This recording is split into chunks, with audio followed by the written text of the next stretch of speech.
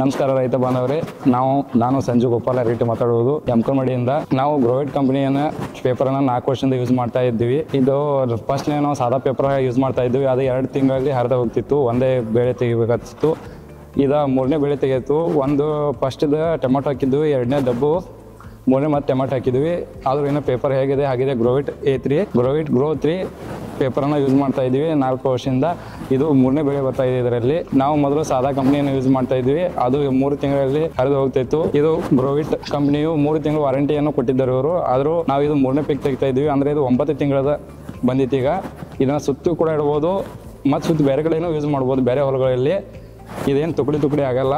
ಇದ್ರ 3 ತಿಂಗಳು ವಾರಂಟಿ ಕೊಟ್ಟರೆ ಏನಲ್ಲ, ಅದು ಮುಗಿದು ಹೋಗಿದೆ. ಇದು 6ನೇ ತಿಂಗಳು 9ನೇ ತಿಂಗಳು ಸ್ಟಾರ್ಟ್ ಇದೆ. ಈಗ ಚಲೋ ಇದೆ ಪೇಪರ್. ಇದು ಒಟ್ಟು ತುಕಡಿ ಅದು ಆಗಲ್ಲ. ನಾವು ಮೊದಲು ಇದು ಗ್ರೋವಿಟ್ ಕಂಪ್ನಿಗಿಂತ ಮುಂಚಿತವಾಗಿ ಸಾದಾ ಕಂಪ್ನಿಯನ್ನು ಯೂಸ್ ಮಾಡ್ತಾ ಇದ್ವಿ.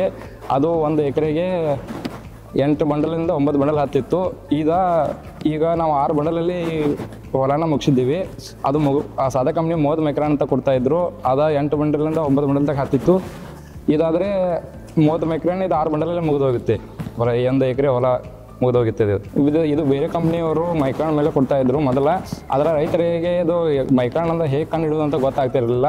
ಆದರೆ ಇವರು ಗ್ರೋವಿಟ್ ಗ್ರೋ3 ಅವರು ಮಂತ್ ಮೇಲೆ ಕೊಡ್ತಾರೆ.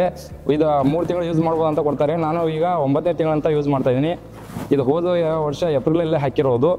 ಇನ್ನೂ ಇದೆ. ಇದು 3ನೇ ಬೆಳೆ ಬರ್ತಾ ಇದೆ. ಇದು ಗ್ರೋ3 ಅವ್ರದ್ದು ಮಂತ್ ಮೇಲೆ ಕೊಡೋದ್ರಿಂದ ನಮಗೆ ಎಷ್ಟು ತಿಂಗಳು ಬರೋದು ಅಂತ ಗೊತ್ತಾಗುತ್ತೆ. ಧನ್ಯವಾದಗಳು. ನಾನು ಗ್ರೋವಿಟ್ ರೈತ. ಗ್ರೋವಿಟ್, ವಿ ಹೆಲ್ಪ್ ಯು ಗ್ರೋ.